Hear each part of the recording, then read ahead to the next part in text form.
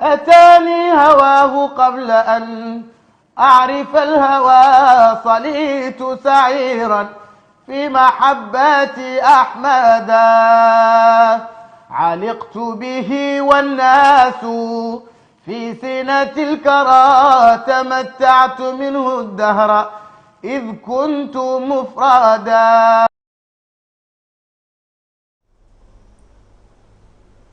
بليت بحب المصطفى الختم أحمد أبي الكون والأخلاق فرعا ومحتدا أتاني هواه قبل أن أعرف الهوى صليت سعيرا في محبة أحمدا علقت به والناس في سنة الكرى. أعوذ بالله من الشيطان الرجيم. بسم الله الرحمن الرحيم. الحمد لله رب العالمين والصلاة والسلام على أشرف المرسلين محمد صلى الله عليه وسلم وعلى آله وأصحابه الطيبين الطاهرين البررة الكرام. In the name of Allah, most gracious, most merciful, we give him thanks and praises. We adore and exalt his name. He is good and holy in fullness and perfection. We ask Allah to bestow his peace and blessings upon the Prophet Muhammad sallallahu alayhi wa sallam, his household and companions, and all those who follow him on the path of righteousness till the day of judgment. My dear brothers and sisters in Islam and humanity, your assembly of Muslims across the world, and particularly in Accra here, it is my pleasure once again to greet you with Islamic greetings of love, peace and fraternity. Assalamu alaikum wa rahmatullahi wa barakatuh. And also use this occasion on my own behalf, on behalf of the eminent national chief, to wish all Muslims across the world the best of this year's 2023 Ramadan season. May this season offer us the opportunity to get closer and closer to the Almighty Allah and to experience the nearness to Him. The nearness that causes something to change radically in our lives in such a manner that we'll be convinced by the end of Ramadan season this year that really we have attained the purpose of God and we have achieved some meaning and purpose in our 1 month radical spiritual exercise. I pray that Allah grants us that. In all humility, we have come your way in order that we can engage in some more reflections. Today, the topic which I have reflected on a certain different platform is overcoming the moral challenges of the contemporary society, specifically referring to Muslim society, and then the role of Ramadan. And I want to begin by the same philosophical statement I used to introduce my last program with you, which is attributed to a philosopher called Socrates, who said, "An unexamined life is not worth living." In other words, a life that is not examined can be rendered empty of purpose. And somebody has also said, the search for meaning in life gives meaning to life. And so, given the situation that we find ourselves in the world, a world wherein morality and human values no more have place in our scheme of things, the more we engage in some of these ritualistic,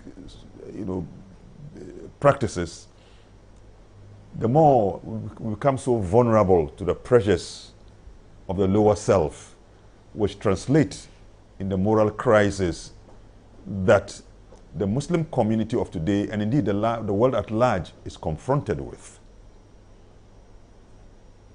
So the time has come that sometimes we give us little time to engage in some soul searching, deeper reflection, do introspection, go back deep down into our souls and to really appreciate and understand who we are in relationship to the God who created us. That is the way I want to introduce this program today. Indeed, by our physical nature, the human being is prone to be inclined to the lustful desires of the lower self, which in technical terms in the Quran is called an-nafs al-ammaratun bisu. That the soul or the self that is prone to evil. The soul that is prone to evil. The soul, that's the level of consciousness, the level of our state where we are vulnerable and susceptible to the pressures, of the negative pressures of the inner self. And so sometimes we become enslaved, we become subordinate to the control of that lower self of us. And what gives credence to this is what the Quran has told us. The Quran talks about the human being and his different states. Quran, Surah Ali Imran, chapter 3, verse 14, gives an indication of how humans, we are prone to fall prey to the lustful pressures or inclinations of the lower self. And I'm going to link this one up to the very important role of Ramadan in our lives. That's why I'm beginning with this, to tell you about our state and how Ramadan comes in to liberate us from that state so we can assume a better self. What did the Quran say? Bismillahir Rahmanir Rahim. زين للناس حب الشهوات من النساء والبنين والقناطير المقنطرة من الذهب والفضة والخيل المسومة والأنعام والحرث ذلك متاع الحياة الدنيا والله عنده حسن المآب. This translation goes this way: made intimately appealing to the humankind is the thing that they lust after. Intimately made appealing to the humankind is the thing they lust after. Lust, the strong craving, desire of the sensual side of life, which in most of the time come between us and Allah subhanahu wa ta'ala. If you like, you might also change the language of the translation, because zuyina, zain is an adornment. Zain is an adornment. Zayyana, he has adorned. But this one has been used in the passive voice. It's not an active voice. It will be used in the passive voice. If it were in the active voice, we say zayyana, then you must be looking for a subject. But this one, it says zuyyina in the passive voice. It has been made to appear beautiful, or it's been made beautiful, something attractive, zuyyina. It's been made to appear attractive. It's been made to appear beautiful to mankind, things that they lust after. And the Quran has been so succinct in listing some of the inclinations that come between us and our moral and spiritual development. So he mentions women, nisa, women, wal-banin, children, wal-qanatir al-muqantara, hoarded treasures, min al-zahab wal-fidda, of gold and silver. In other words, our inclination even to amass wealth is something that can come between us and Allah subhanahu wa ta'ala. branded horses, plantations. All these are means of wealth. It is not saying that these things are bad, but our penchant and our strong and lust for them can come between us and God. And the reason, because of them, we can destroy ourselves. We can kill, we can envy, we can hate. These are what Allah is telling us. So he gives us a list of these things. But then he ended up saying, such are ذَلِكَ مَتَاعُ الْحَيَاةِ الدُّنْيَا. Such these things that we have listed, these things that we have listed are enjoyments of the present worldly life. In other words, they are short-lived, they are ephemeral, they are transient. The joy we get from these things are transient, and yet we account for the life that God has given to us, and yet they can also come between us and our spiritual success and our happiness in the hereafter. So I have used this one to introduce the fact that it means that as human beings, we are confronted with moral challenges of our lives. And these things are those things that make us vulnerable and susceptible to certain pressures that pushes us into the way of evil in our lives. So that's why we are now talking about things that come between us and our success. But in our particular circumstance, as I have listed somewhere, there are a number of things that have created the situation that has made our moral space susceptible to the moral challenges we are confronted with. The moral space in which we operate in itself has become so vulnerable. So it has made us morally vulnerable to things that are invading our own moral space, weakening the sharpness of our moral consciousness, and thereby making us open to all negative moral influences, which Ramadan comes in to help us.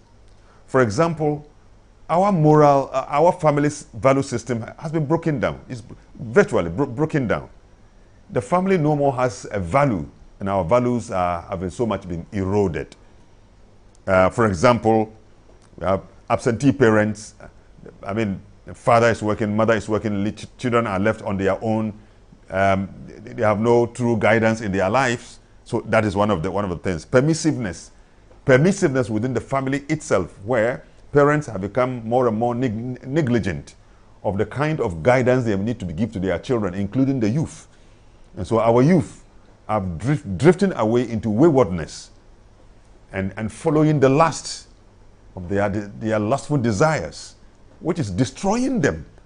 In fact, you can see clearly those things are destroying them. Lack of parental guidance, the ICT and the social media, the get-rich-quick syndrome, which is pushing particularly our young people and people within the business to engage in fraud, engage in cyber fraud, cyber crime. All these things are things, that are disturbing us. So the ICT, for example, instead of bringing us something good for us to really build ourselves, use it as a means of positive communication and networks, attract something very good in life that is constructive, something that is edifying, how we can use the ICT to add to our knowledge, what we contribute to the advancement of society. We rather use the negative side of it, and by doing so, we are destroying society. So our society is confronted with so much of social problems. Alien ideas that are coming to us. Are coming to us. So now, then this now brings me where I want to really give you, just paint a picture for our situation. So that we want to look at now the significance of Ramadan, what it comes, to do for us. For example, now we have violence, Violence is some of the things that we're confronted with, because the animal side of us, once it is triggered, we begin to attack each other. So violence is one of the things. Organized crime is something that our society, modern day society, is confronted with. Organized crime. Prostitution is widespread. Now prostitution, they are even giving it something to glorify it. They say we should not say prostitution, but we must call them commercial sex workers. So you see how this zuyinadness is coming in. You are using a certain qualification to make it acceptable in society. Yes, to make prostitution acceptable. So we call it commercial sex work. It is no more prostitution. So this description is supposed to make it acceptable as normal in life. There's nothing wrong about it. This is where how deep we have sunk in our moral. Sexual promiscuity of very, very young children who are left outside and they are moving all over the place is also one of the things. We have the drug abuse, drug trafficking. We have drug barons within our societies who have made money, so much money out of drugs, and they are destroying very, very young people in our societies. Today, if you walk along the streets of whether predominantly Muslim or in some of the deprived communities, you walk across about every 5 people you see about 2 people who are mentally challenged. Let 5 people pass by you, at least you can get 2 of them who are mentally challenged, who have become drug addicts, and because of that they have lost their focus of life and they have become mentally challenged. We are talking about, fraudulent business, dishonest business activities. The cybercrime is ongoing. Corruption, especially by public office holders, is also something that is eating us up. So it's a challenge. Disregard for the elderly. These ones, I call them what we call social vices. The social vices that have eaten into our moral fabrics. The fabric of our society is being destroyed by evil moral things. And so you ask yourself, where do we go from here? As people who care for the purity, if you like, the safety of our moral space and the care that we give to it, it becomes a matter of concern. It's a border for us to engage in reflections. And we are doing so, and all the time we are fasting in the month of Ramadan. These are social vices that have become endemic in our society. So how do we use Ramadan as an opportunity to deal with challenges of this nature and become exemplars of the best and the most excellent of moral behavior, both at the local level where we live, at the national level, and in the international level? Because Allah subhanahu wa ta'ala has given us an appellation which also imposes on us a responsibility. Kuntum khayra ummatin ukhrijat linnas ta'muruna bil ma'rufi wa tanhawna 'anil munkari wa tu'minuna billah. You are, listen, this glamorous description. You are the best of nations. You as the believers, you Muslims across the world, you are the best of nations ever created for mankind. In other words, created and made so for the benefit of mankind. Why have you been so elevated to this level? تَأْمُرُونَ بِالْمَعْرُوفِ, because you enjoin what is good, what is righteous. وَتَنْهَوْنَ عَنِ الْمُنْكَرِ, and because you prohibit what is evil, what is indecent, what is unapproved, what is objectionable, to the human spirit of righteousness, of excellent behavior. وَتُؤْمِنُونَ بِاللَّهِ, and because you also believe in Allah. The belief in Allah is the foundation of your righteousness. And your righteousness is shown in how you are able to now exemplify righteousness and also encourage righteousness in the society and abandon evil. Rid yourself of evil and also prohibit it. take a course where you discourage these things in our societies. Unfortunately, contrary to this, our societies have been infected by this moral disease, and we have now lost the moral defense of our society. So our society has become so vulnerable and susceptible to the pressures of these moral ills. These, I call them the social vices. But apart from the social, we have personal moral failures, moral challenges, moral evils. These ones are personal things. One of them is pride. Pride. Pride. Envy. Hatred. Hypocrisy. Insincerity. Greed.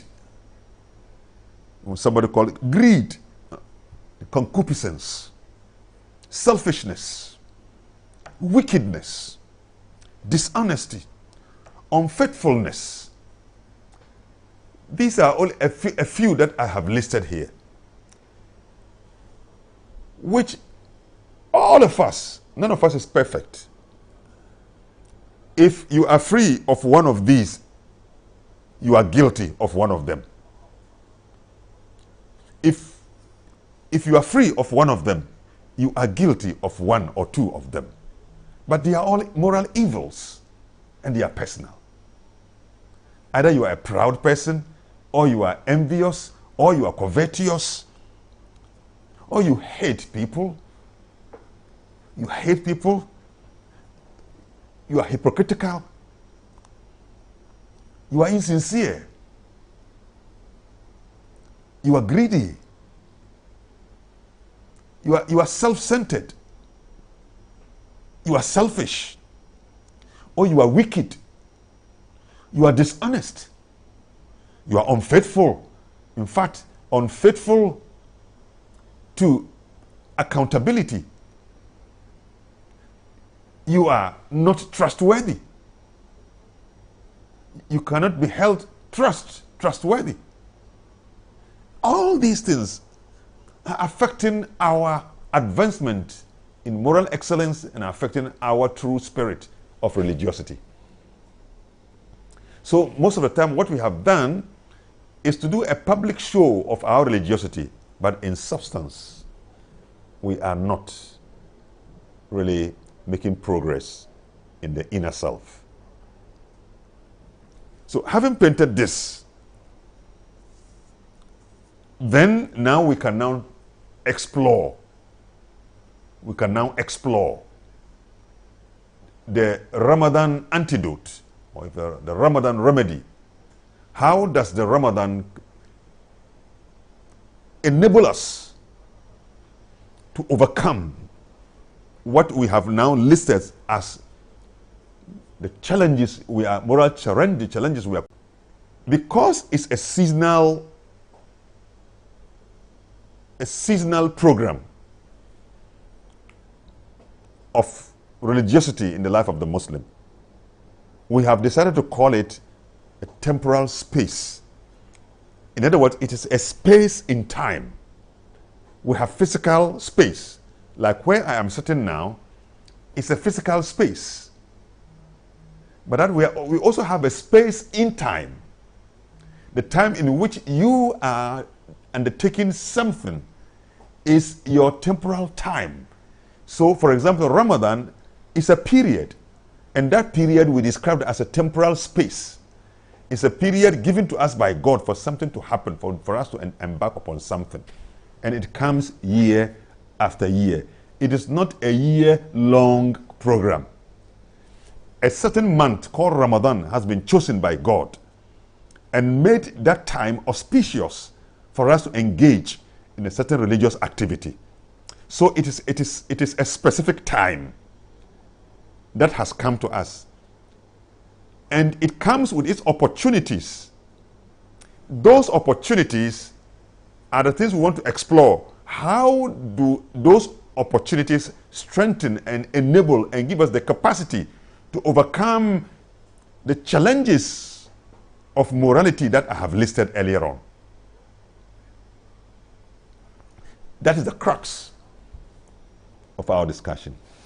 But to underscore that the Ramadan is a unique month that comes with opportunities, the Prophet Muhammad sallallahu alaihi wasallam used to gather his companions and bring to their mind the importance of Ramadan so he can prepare them to really, one, welcome, two, enter into that temporal space, that time, with all the energy at their disposal to derive the best that will make the season meaningful to them in their lives.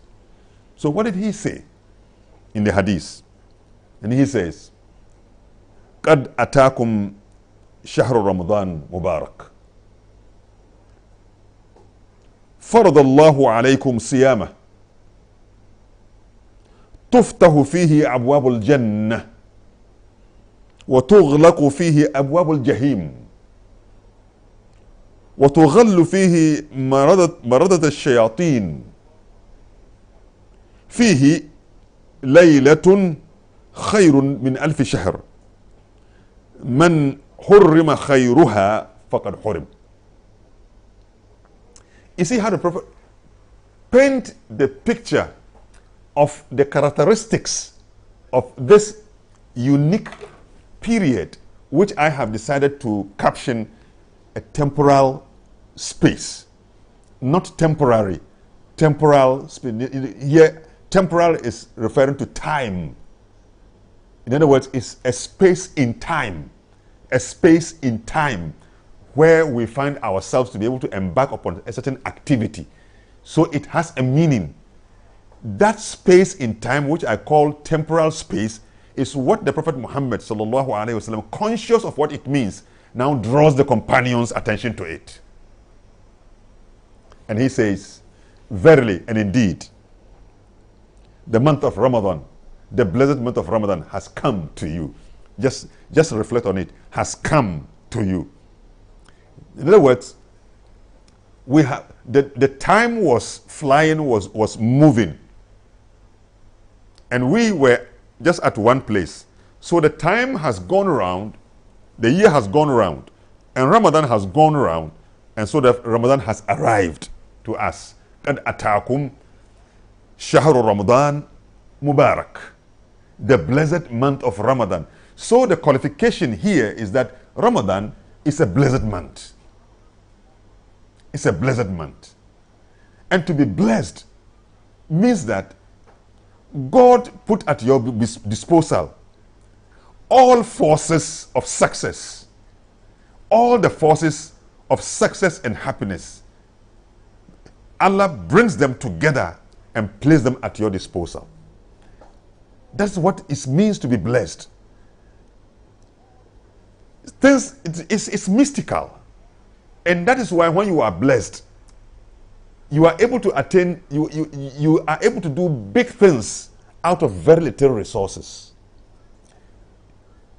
You live a very short period of time and yet you are able to achieve great things. It means your life is blessed. This is just 1 month, but the blessings in it is a 1 month. But in this month, all the forces of righteousness and success have been put together in this month. So the Prophet ﷺ calls it blessed. Blessed. Like Nabi Isa alayhi salam, when he was describing himself in the Holy Quran. وَجَعَلَنِي نَبِيًّا وَجَعَلَنِي مُبَارَكًا أَيْنَمَا كُنْتُ وَأَوْصَانِي بِالصَّلَاةِ وَالزَّكَاةِ مَا دُمْتُ حَيًّا. You see how God inspired him, and he's talking about himself. And I'm now focusing on the barakah. Barakah. وَجَعَلَنِي نَبِيًّا. He made me a prophet. وَجَعَلَنِي مُبَارَكًا. And he makes me blessed. He made me blessed. I will be the person who is a repository of blessings, that I am here in life, but I will do great things to serve and bring happiness to people who are associated with me. And that is why he was somebody who was healing. He healed people. He saved people. He gave them food to eat. He was compassionate to people. So وَأَوْصَانِي بِالصَّلَاةِ وَالزَّكَاةِ مَا دُمْتُ حَيًّا. And I continue to do this as long as I live. So I link this one with Mubarak. Mubarak. Shahr Ramadan Mubarak. So that's one feature in what the Prophet has told us in this particular hadith.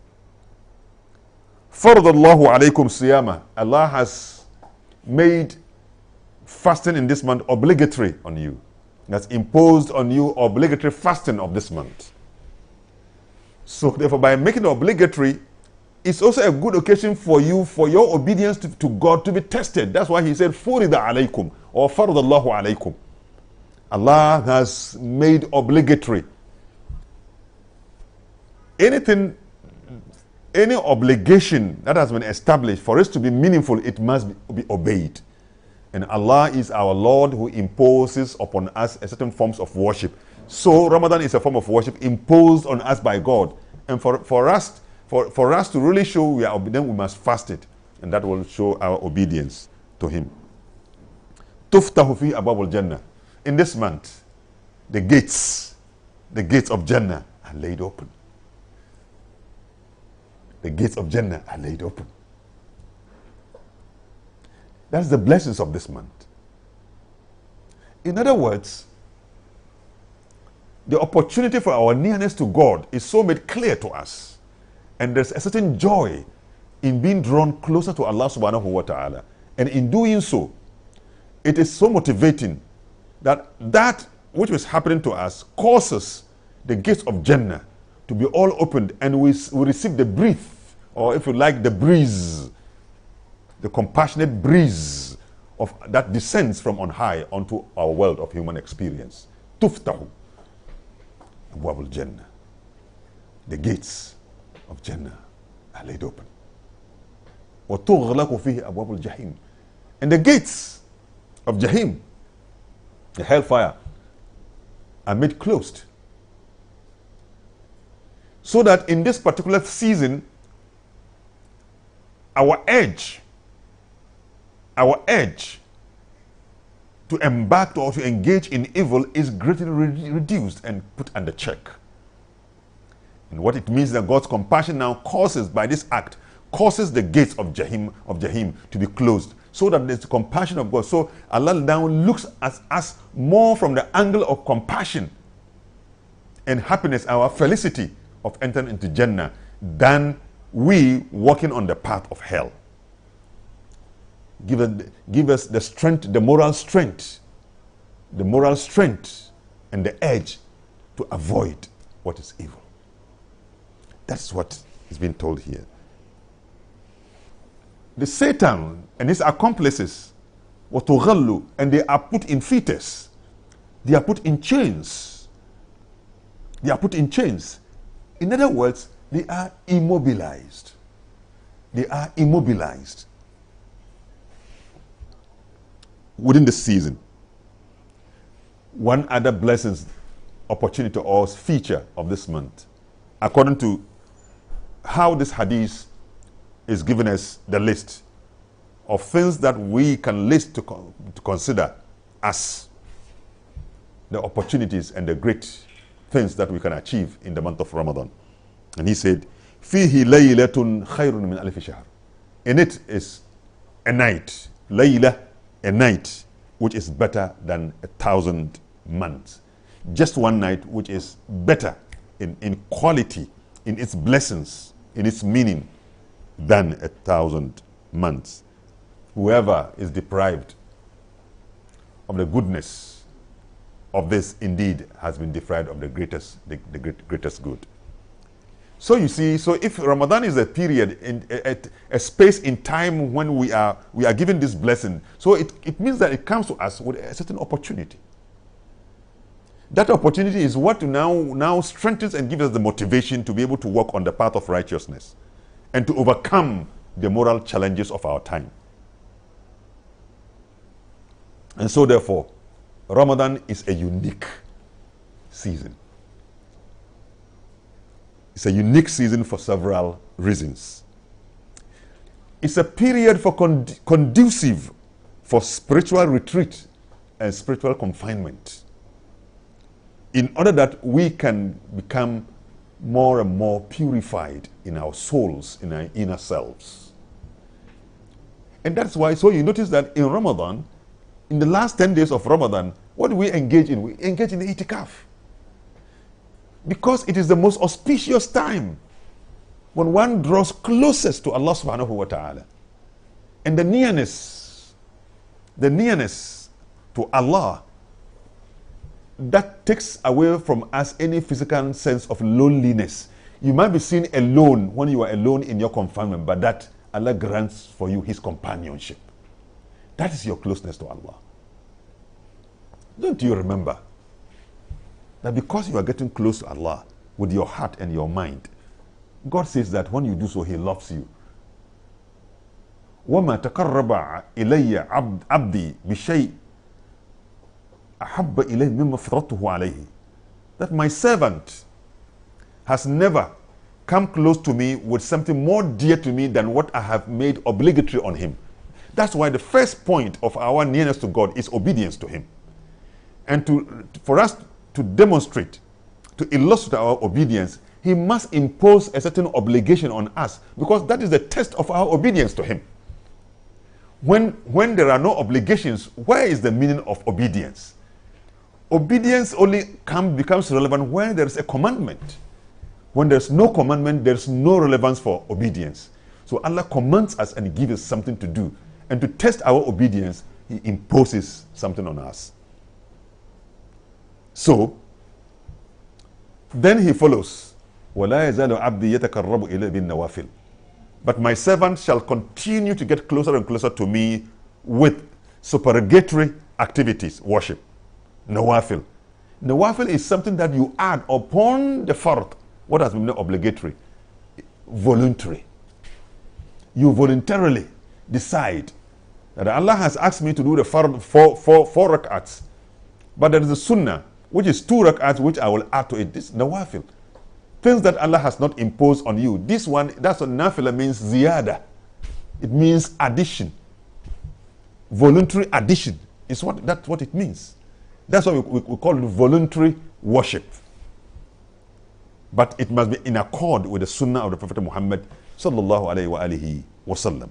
He said, as long as you continue to do these additions, he said, you continue to do so until Allah says, hatta uhibba, until I will love him.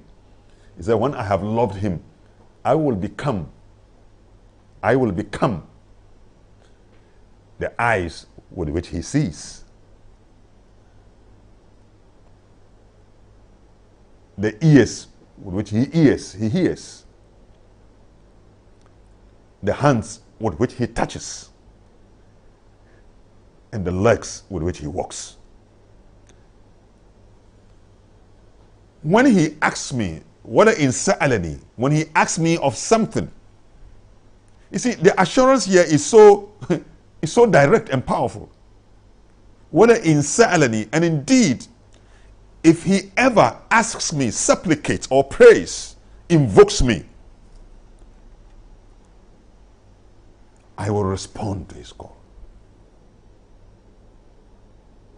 Whether in ista'azani, law izanna, and when he seeks my protection too, I will grant him my protection.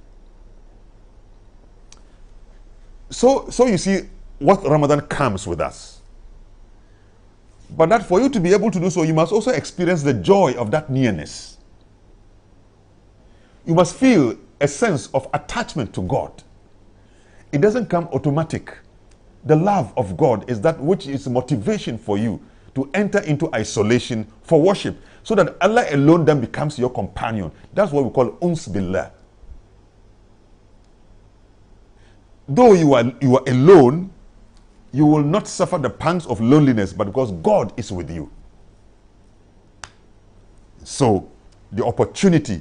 So Ramadan comes as the most conducive era or period in life, space in time, that gives us the motivation to engage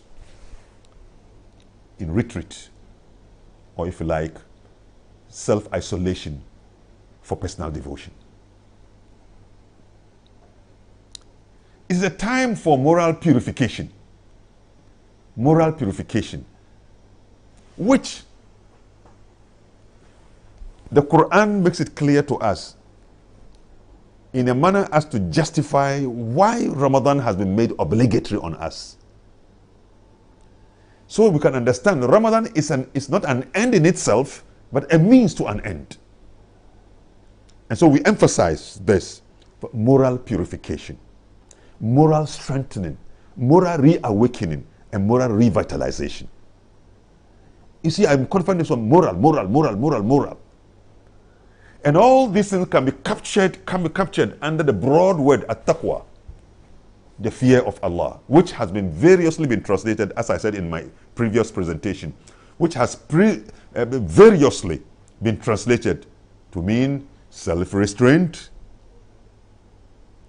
the fear of God, God consciousness, and piety. But taqwa, if you understand, is the foundation for a lifelong virtuous life and excellent moral behavior. I hope I'm understood. Taqwa is the foundation of a lifelong virtuous life and excellent moral behavior. Taqwa is the product of faith. Taqwa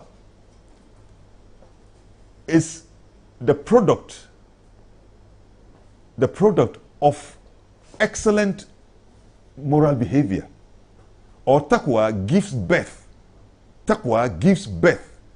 to excellent moral behavior. Taqwa also represents that sense of sharp discernment, the sharp discernment of consciousness that enables one to make a distinction between what is right and what is wrong. That is what it means. A sense of sharp discernment to make a distinction between what is right and what is wrong, what is good and what is evil. And when we have been able to really achieve this, so we can now put it together and say, this is what it means to be morally pure. So moral purity. Ramadan is a special occasion given to us by God, because it brings to mind the mysteries of the world of revelation as a special favor to the human experience. Ramadan brings to mind the mysteries of the world of revelation by which God makes his messages available to human experience. And so you notice that the Quran says, شهر رمضان الذي أنزل فيه القرآن هدى للناس وبينات من الهدى والفرقان فمن شهد منكم الشهر فليصمه. Says شهر رمضان. If you don't see, God is trying to draw our attention that, assuming we are ignorant about what Ramadan stands for, what it means, then now he's going to inform us, educate us. Shahr Ramadan, that month that I call Shahr Ramadan, the month of Ramadan, if you do not know, it is the month unzila fihi al-Quran. The Quran was revealed in it. So that's why I'm talking about the mysteries of the world of revelation, the plane of revelation. Because it's through revelation that the Quran was descended to us, which has become part and parcel of human experience, because the prophets received it and left it behind, and today we are all reading it. Unzila fihi al-Quran hudan linnas, so that it shall be a guidance for the whole of mankind. The whole of mankind without discrimination. In other words, the Quran recognizes our common humanity and the need of humanity for guidance that will lead them to a life of happiness in this world and in the hereafter. Hayat al-Sa'ada al-Abadiyya. a life of felicity and happiness in this world and in the hereafter.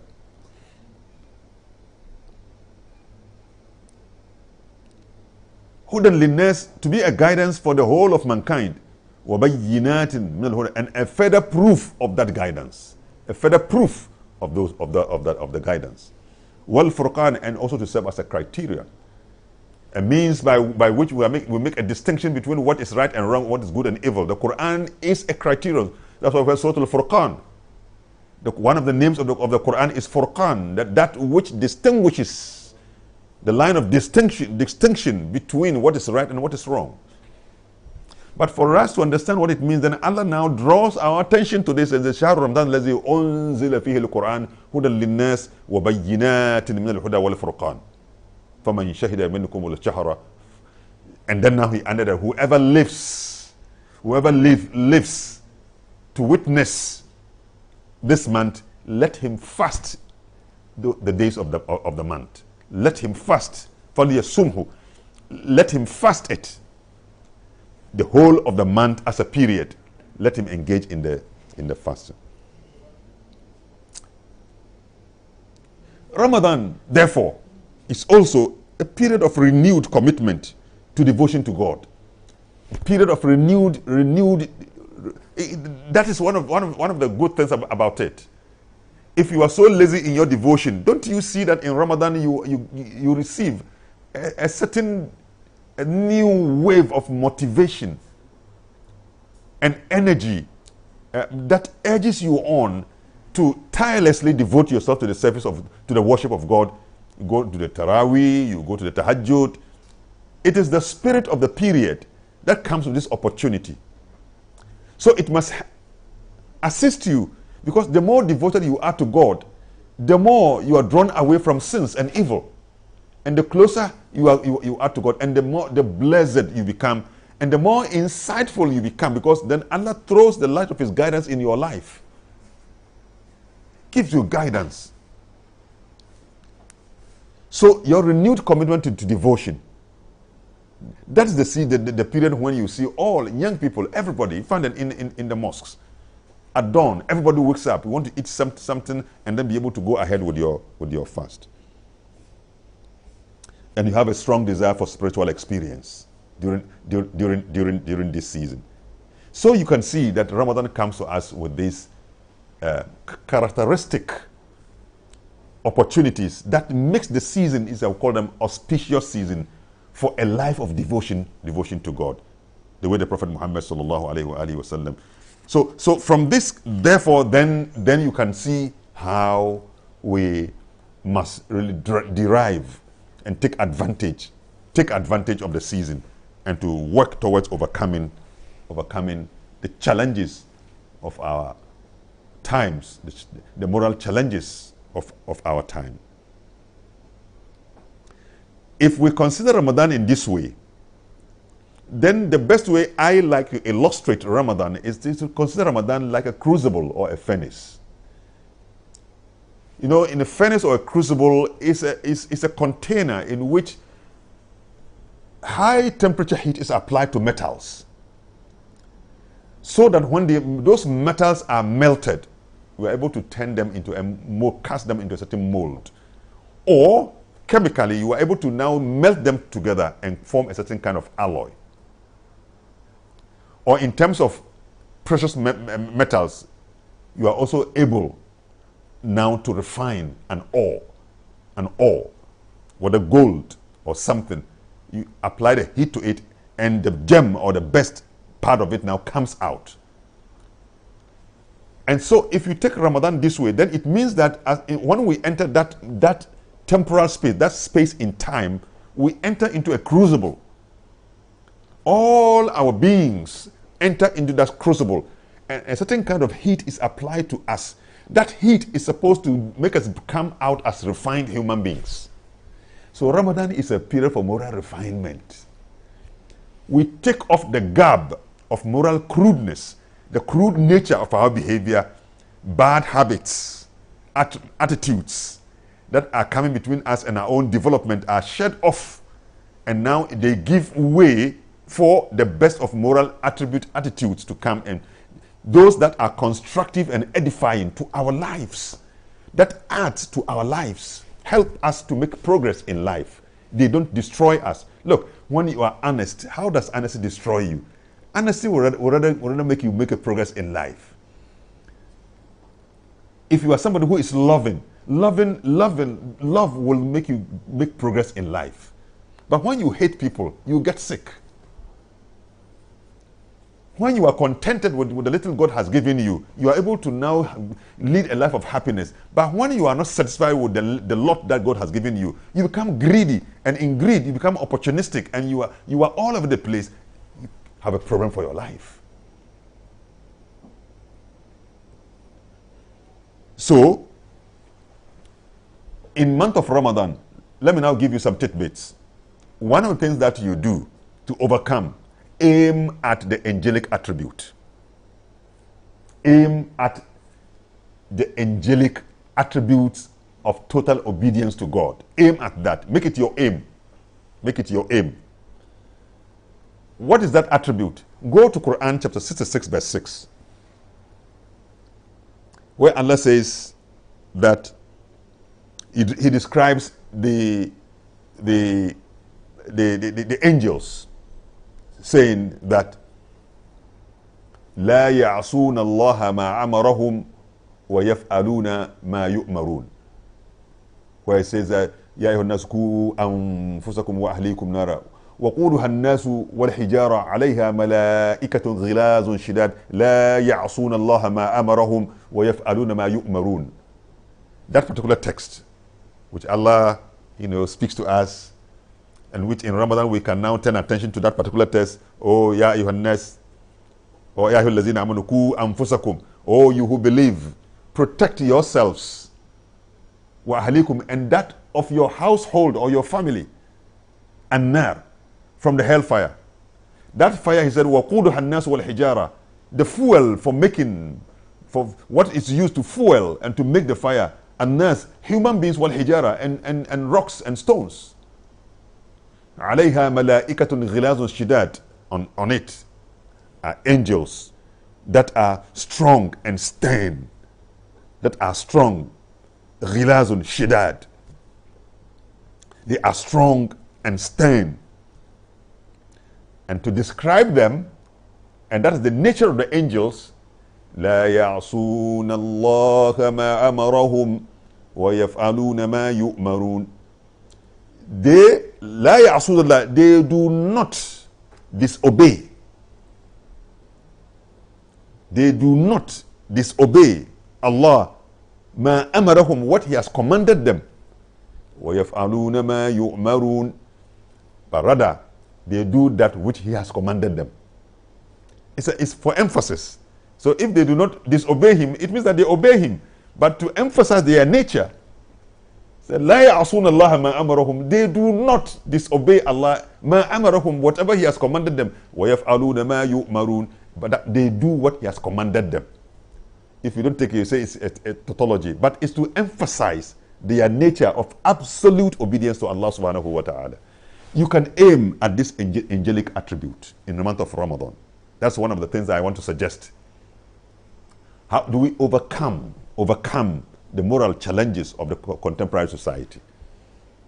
Aim at the angelic attribute of total obedience to Allah subhanahu wa ta'ala. The next is to engage in what we call muhasaba. Muhasaba simply in the simple English, because it derives from hisab. And hisab is what we all will is judgment.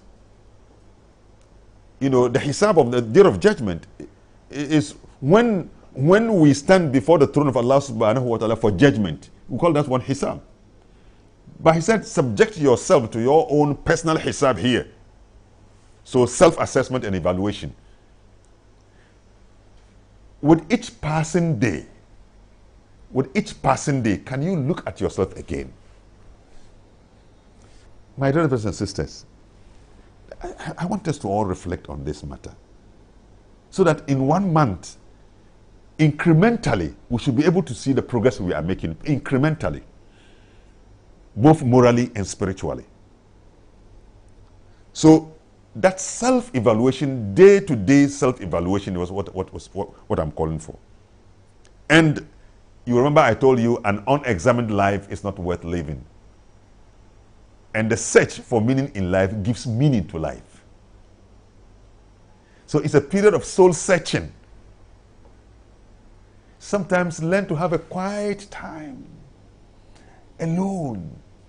Even when you are doing your azkar, the azkar gives you a moment of quiet. Moment of quiet. Sometimes you need to detach from all others.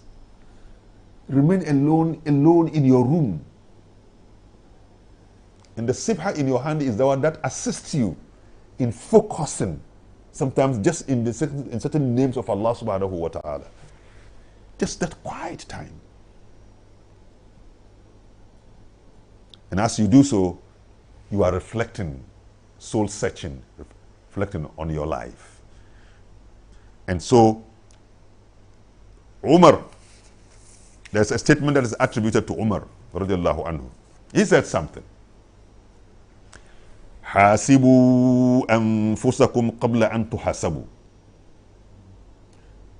وزنوها قبل أن توزنوا فإنه أهون عليكم في الحساب غدا أن تحاسبوا أنفسكم اليوم.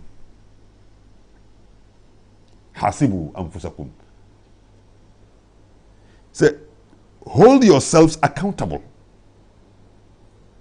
Hold yourselves accountable before you are held accountable. Hold yourselves accountable before you are held accountable. In other words, look inside yourself. What are the shortcomings? Where are the mistakes coming from? Where have you been insincere? Where have you been done? Why is it that you have done something so good? Inside you. Inside you. So where you have gone wrong, in fact, you even have the joyful moment of confronting Allah subhanahu wa ta'ala and calling on Him to forgive you your shortcomings. You can only do so when there's self-reflection. You can only do so when there's assessment and evaluation of yourself. You can only do so when you do muhasabah. You can only do so when you can do muhasabah. Hasibu anfusakum qabla an tuhasabu. He said, weigh your deeds today. Weigh your deeds. Weigh your deeds before they are weighed for you. And I want to add, because excess baggage can be very expensive. Excess baggage. You know, when you are traveling, the airline have a certain limited weight of items that you can take. If you go to the airport and your baggage weighs beyond what is permitted by the airline, you either pay more or you take those excess baggage back home. This is just for our illustration. That's what is going to happen on the day of judgment. And your excess baggage are your sinfulness. Your excess baggage for which you shall be held responsible. These are the baggage of sin, that you carry so weighty on your shoulders, on your head, weighing you down. But Ramadan should be able to help you overcome the weight of your sinfulness through your immoral activities. Give you the opportunity to be able to do so. فَإِنَّهُ أَهْوَنُ عَلَيْكُمْ فِي الْحِسَابِ الْغَضًا. Because it will be easier for you tomorrow, that's on the day of judgment, when you now evaluate yourself today. If you evaluate yourself today, it will be, your evaluation on the day of judgment will be easier in front of Allah, because you would have then a lot of corrections of your life. So, muhasabah is something. But when you do the muhasabah, see, you are making a journey, you are traveling. You want to overcome the pressures of the lower self, nafs al-amaratun bisu, because that is where we are all caught up. I want you to bring your mind and to appreciate this domain of our life, our self. That's the self or the soul that is prone to evil. Nafs al-amaratum bisu. And that's why Yusuf alayhi salam in the Quran, in Quran chapter 12, Surah Yusuf mentioned, وَمَا أُبَرِئُ نَفْسِي إِنَّ النَّفْسَ لَأَمَّارَةٌ بِالسُّوءِ. So I cannot extricate myself because the self that is predominantly prone to evil is there. إِلَّا مَا رَحِمَ رَبِّي, except what my Lord has been compassionate about, towards. Except what my Lord has shown compassionate for. So in other words, when he was caught in that moral challenge, when Yusuf alayhi salam was caught, confronted with the moral challenge, the wife of his master, of his Lord, attempted to seduce him. When she told him, Haytalak, here am I, free for you to do what you can do. And he quickly, by the grace of God, called Ma'azallah, may God forbid. May God forbid. He said that it is by the grace of God that he was able to so, but left to him alone, he would have fallen to the pressures of the woman.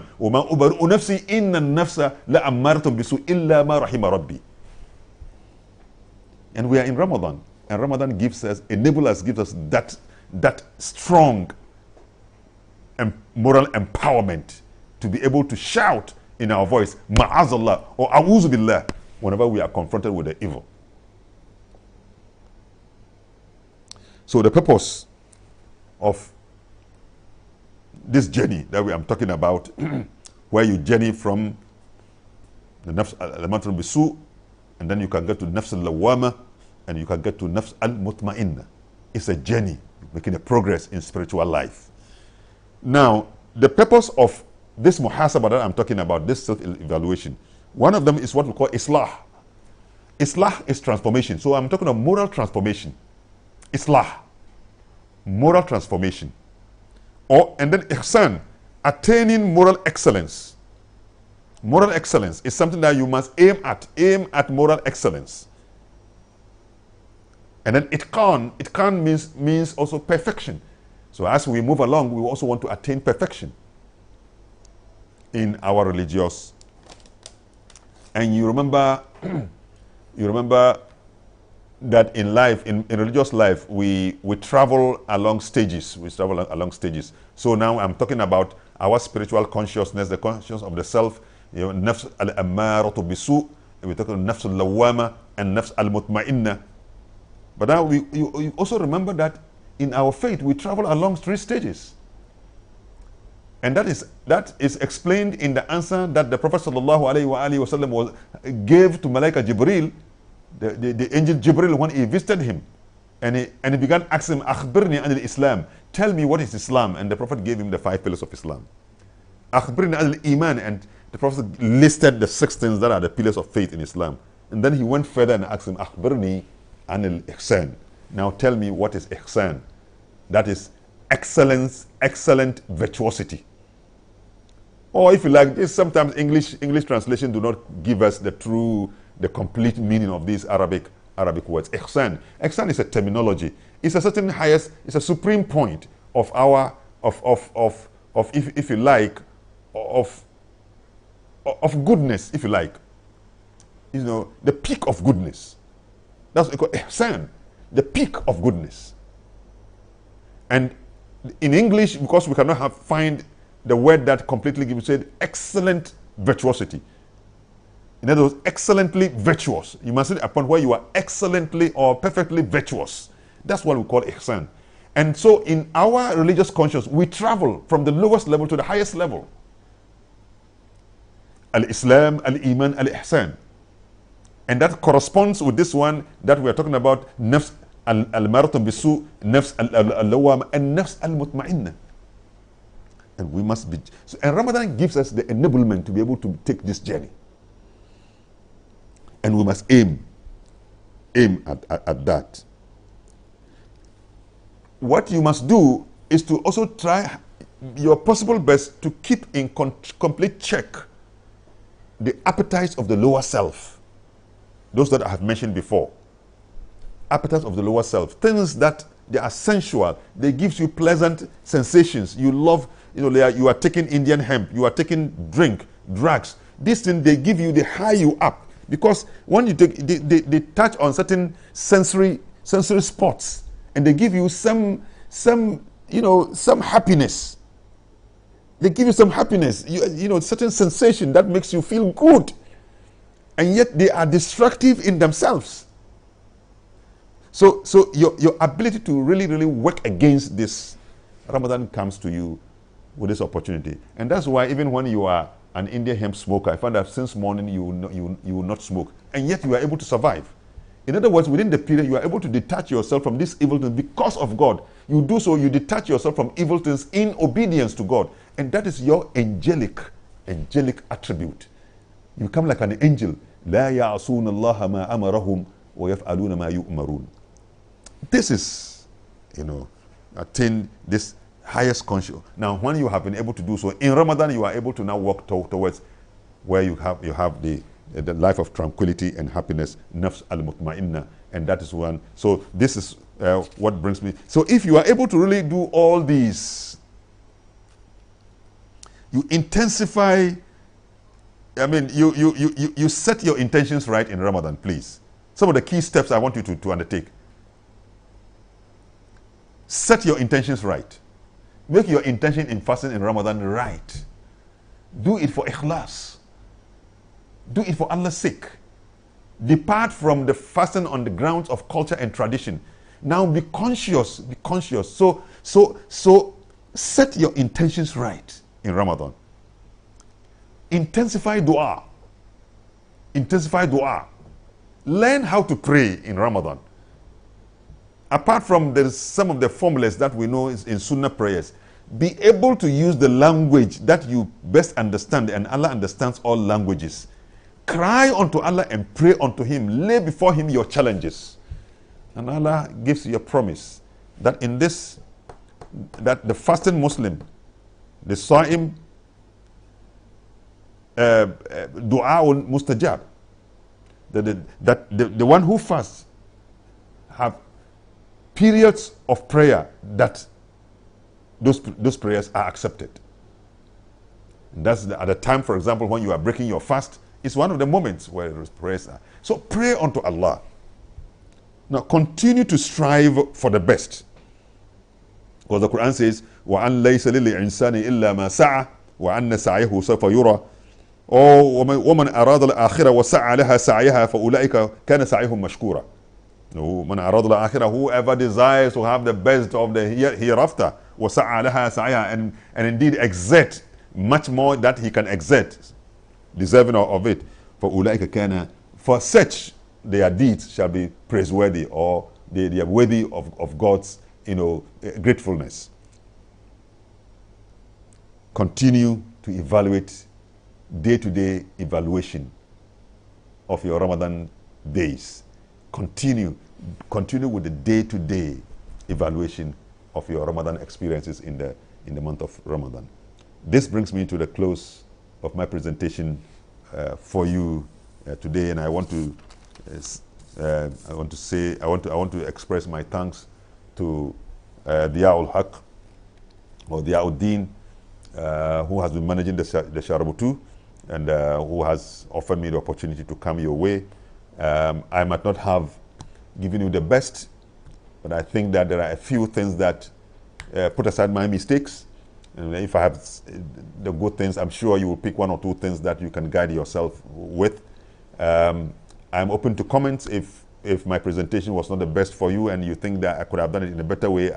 In all humility, I am open to your suggestions. You can have a contact with the manager of the Sharabutu TV.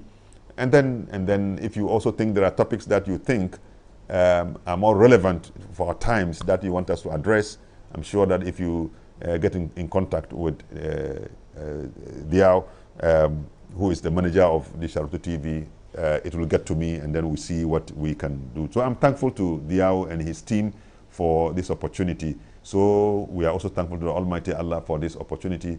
On my own behalf, on behalf of the eminent Chief Imam, I also want to express my gratitude to all of you who, anytime I have come along this way, you have had time to listen to me. If you don't listen to us, how can this program become relevant? It is only because you listen, that's why the program is ongoing. So we are also grateful to you for listening to us, and hope that we'll all be sharers of the blessings that come along with. We also want to use this occasion to pray for the National Chief Imam, under whose leadership we are all been operating, whose service we are joyful to engage in. We are so happy. We are happy that we are working and serving under him. And we are grateful to him also for the blessings that he has been, and his prayer that he has been pouring on us every now and then. We go to him, anytime we go to him, he will raise his hand and pray for us. We are grateful to him, and we can see the result of his blessings and his prayer in our lives. We are grateful, very, very grateful to him. We want to pray for our country and pray for ourselves. And may Allah subhanahu wa ta'ala grant us the best of this month of Ramadan. May Allah make us the sharers in all the blessings.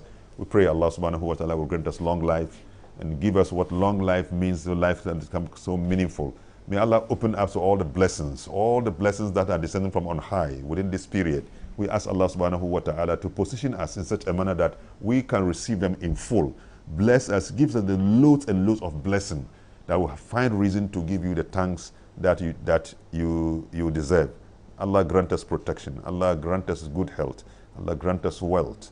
Allah guide our steps in Ramadan. Allah guide our eyes, guide our ears, guide our mouth. We are so weak and frail, even when we want to overcome the tendency to talk about people, the tendency to insult people behind them. We are human beings, and sometimes we have all been caught in this web. We ask you, Allah, to use your compassion to forgive us and to add to the quality of our fasting. Give us the strength of heart and resolve to overcome the moral challenges of our time. Allah, fortify us morally. Give us the ability to be able to raise and build and strengthen the moral defense that will guarantee us the protection against the onslaught of moral evils that are invading our moral space. We ask you, Allah, do that one for us. We pray for the people of Boko. Boko are our brothers and sisters. We cry unto you, Allah subhanahu wa ta'ala. We cry with our hearts, tears in our eyes. We are at our wits' ends. For every soul that is killed in Boko, we grieve. We feel sad. We ask Allah to descend in the hearts and minds. Bring the light of your guidance and your compassion, love in the minds and hearts of our brothers and sisters at Boko, so they will replace hatred with love. So Boko will become safe. Children will become safe. Old people who cannot run can become safe. Women who are pregnant will become safe. Sick people who are in the hospital cannot run, they become safe. Even the young people there become safe. School children, restore them to the situation where they can go back to school, so they can grow to become people that we can be proud of in future. God, we ask you, protect our people who are at Boko. Bring the end of this conflict. Allah, we ask you, make it possible for all of us to silence the gun. May we not hear the sound of any gun. May we not witness and see the killing of any human being, the spilling of any human blood. The land of Boko is soaked with human blood. Allah, we ask you, cleanse that land and forgive all those who have been found in these things. And those who have lost themselves in the process, we ask you to grant them your forgiveness and your compassion. اللهم اجعلنا مشغولين بأمرك آمنين بفضلك آيسين من خلقك آنسين بك مستوحشين عن غيرك راضين بقضائك صابرين على بلائك شاكرين لنعمائك متلذذين بذكرك فرحين بكتابك مناجينك في آناء الليل وأطراف النهار مضطردين للدنيا محبين للآخرة مشتاقين إلى لقائك متوجهين إلى جنابك متضرعين على بابك مستعدين لما ربنا وآتنا ما وعدتنا على رسلك ولا تخزنا يوم القيامة إنك لا تخلف الميعاد اللهم بك أصبحنا وبك أمسينا وبك نحيا وبك نموت وإليك المصير. اللهم أرنا الحق حقا وارزقنا اتباعه، وأرنا الباطل باطلا وارزقنا اجتنابه، وتوفنا مسلمين والحقنا بالصالحين، وادفع عنا شر الظالمين، وأشركنا في دعاء المؤمن، وقنا شر ما قضيت. اللهم اغفر لأمة محمد، اللهم اشفع لأمة محمد، اللهم ارحم أمة محمد، اللهم انصر أمة محمد، اللهم افتح على أمة محمد، اللهم افتح قلوب أمة محمد، اللهم أصلح أحوال أمة محمد، اللهم احفظ أمة محمد، اللهم بارك أمة محمد، اللهم فرج كربة أمة محمد، اللهم تجاوز عن سيئات جميع أمة بحرمة سيدنا محمد. اللهم يا حبيب التوابين تب علينا، ويا أمان الخائفين آمنا، ويا دليل المتحيرين دلنا، ويا هادي المضلين اهدنا، ويا غياث المستغيثين أغثنا، ويا رجاء المنقطعين لا تقطع رجاءنا، ويا راحم العاصين رحمنا، ويا غافر المذنبين اغفر لنا ذنوبنا وكفر عنا سيئاتنا وتوفنا مع الأبرار. ربنا آتنا في الدنيا حسنة وفي الآخرة حسنة وقنا عذاب النار. ربنا لا تزغ قلوبنا بعد إذ هديتنا وهب لنا من لدنك رحمة إنك أنت الوهاب. سبحان ربك رب العزة عما يصفون والسلام على المرسلين والحمد لله رب العالمين. قوموا إلى صلاتكم.